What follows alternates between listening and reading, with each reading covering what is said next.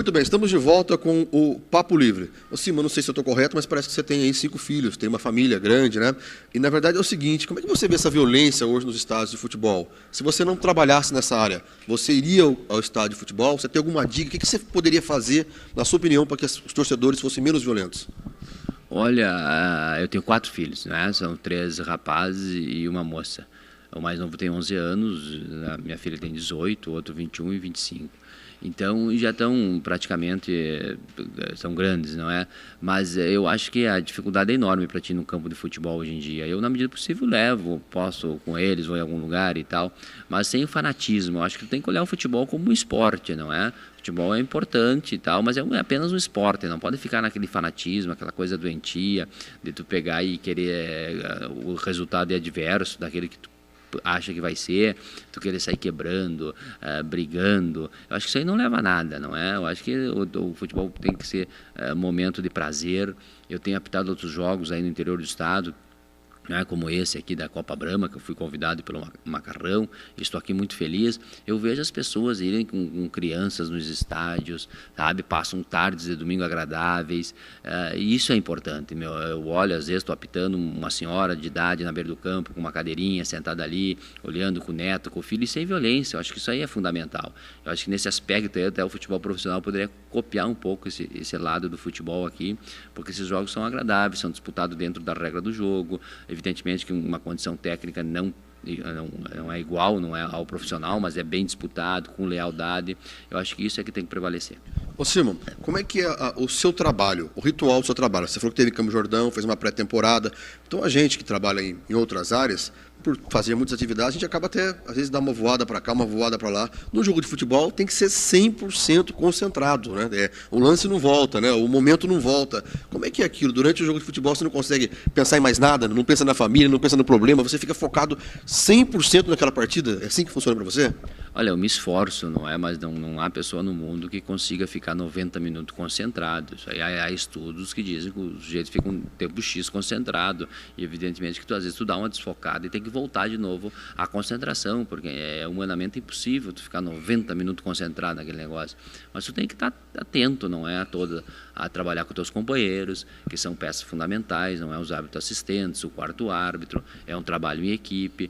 Então tu tem que buscar sempre essa concentração para diminuir a margem de erro, já porque a falibilidade faz parte do ser humano. O árbitro se equivoca como qualquer um se equivoca. Como o goleiro leva um frango, o dirigente contrata mal, o técnico escala mal, o jogador erra um gol feito, né? Então isso faz parte do ser humano, os equívocos, né? Evidentemente que pelo lado da arbitragem eles são mais salientes, porque o pessoal quer muitas vezes colocar o árbitro como uma válvula de escape, né? Justificar tudo em cima do árbitro. A gente às vezes olha alguma partida, os caras erraram 40 gols e aí houve um lancezinho de impedimento, coisa de 5, 10 centímetros, fica todo o foco em cima da arbitragem porque deu um gol irregular, etc. e tal.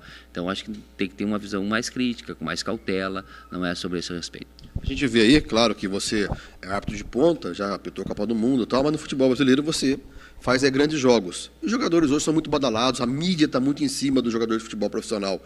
Como é que é esse relacionamento? A gente viu aí no jogo do Palmeiras, aí umas 2, 3 semanas, o Diego Souza falou um monte pro árbitro, você vê o replay que ele está falando e agora vai brigar pro julgamento. E a gente viu que você apitou Libertadores, o primeiro jogo seu não deu nenhum cartão amarelo. Como é que é esse relacionamento com o jogador dentro do campo? O cartão amarelo inibe, a conversa, cada jogador tem uma personalidade, você estuda o jogador, é o problema dele. Como é que você vai pro jogo? Vou apitar um Palmeiras e Corinthians, eu sei que tem 3 caras rebeldes ali, 2 ali. Você pensa nisso antes ou não?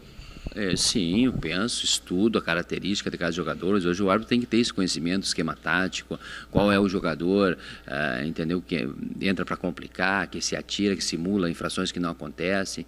Então eu acho que tu tem que ir conversar com o jogador, evidentemente. O árbitro, ele fala, apita e depois aplica cartões. Então são 22 seres humanos que estão dentro do campo, então tu tem que ter esse jogo. Eu, de fato, me marcou muito, o primeiro jogo meu, em 1997, na Copa Libertadores da América, estava eu, o Cláudio Vinícius Cerdeira e o Jorge Paulo Gomes, eu apitei o jogo e não houve nenhum cartão amarelo, mas isso é um caso atípico, não é? Hoje no futebol, a maioria dos jogos tem cartões amarelo ou vermelho. porque o amarelo te ajuda a controlar o jogo, não é? E o vermelho é a violência, é inadmissível violência dentro do campo de jogo. Uma entrada forte, um jogo brusco grave, uma conduta violenta, tem que ser tratado com cartão vermelho. Então, mas eu acho fundamental o árbitro conhecer, evidentemente, as características, né, das equipes, dos jogadores e conversar bastante. Ô Simon, para a gente fechar aqui, você na gravação, você está se preparando para um jogo, eu queria perguntar o seguinte para você: Copa do Mundo, Libertadores, Recopa, Supercopa, tudo que tem direito de apitar. Aí você vai apitar um jogo amador numa cidade no interior, em Pindamonhangaba. Para você, é a mesma coisa? Olha, são coisas distintas, né? Mas eu acho que o importante, acima de tudo, é tu fazer a coisa com prazer, com alegria. Eu estou muito feliz, muito orgulhoso de ter recebido esse convite, não é através do Macarrão, que organiza essa competição. Já havia falado com o Paulo César Oliveira, que é um grande árbitro de futebol, um grande amigo, também já esteve presente aqui, deu boas referências e, de fato, estou muito bem, esse hotel maravilhoso, o povo, eu tive a oportunidade ontem até de bater uma bolinha lá no time do Dentadura, né, os veteranos bom de bola lá. Então passei por lá ontem, visitei a cidade, é uma cidade boa, agradável, um povo simpático, e eu estou muito feliz, né, e eu vou apitar hoje com muita alegria, com felicidade. Eu acho que isso aí dá um resultado final positivo. Simon, para fechar, que dica você dá para quem quer apitar futebol? O que tem que fazer? Qual que é a regra? Tem uma regra para ser seguida?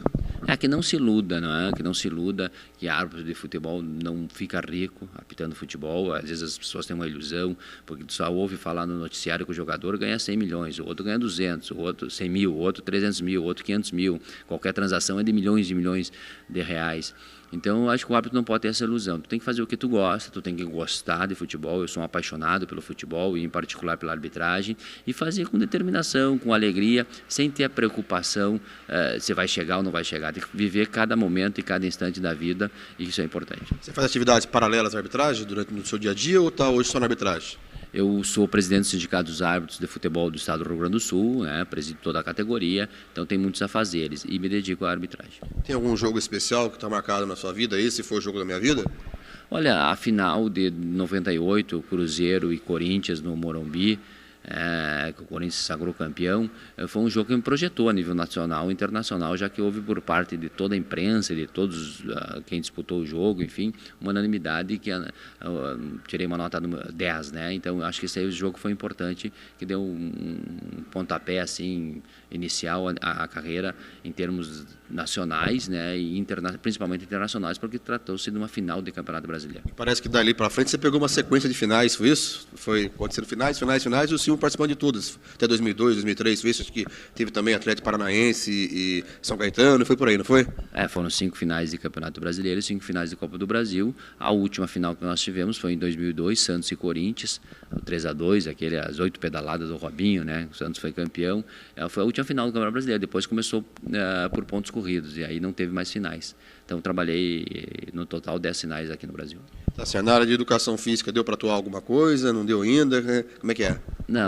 Eu fiz o curso, não é? Pós-graduação, ciência do esporte, especialização em futebol, até para me aprimorar mais na questão do jogo e melhorar a minha condição de árbitro de futebol. Tá certo, Simão. Eu quero agradecer a você. Só a última colocação. Como é que faz para manter a forma física direitinho, fazer atividade física durante a semana também? Quem mora aqui em Pindamonhangaba, eu aconselho a academia do Taioba, né? Eu estive ontem treinando lá, um cara extraordinário, uma academia. Tá certo. A gente vai fazer um breve intervalo e voltamos já com a segunda parte final já com o Carlos Eugênio Simon, árbitro de futebol, que é o nosso convidado do Papo Livre dessa semana. Eu me desloco assim para viajar, eu vou numa academia para treinar. Então aqui eu aconselho a do Taioba, que é a nota 10. Tá certo, Simon. Obrigado. Foi um prazer tê-lo conosco aqui. Não vou falar sucesso para você, porque sucesso você já tem, né? É manutenção desse sucesso. Você pretende, é o sonho ir à próxima Copa do Mundo, é isso?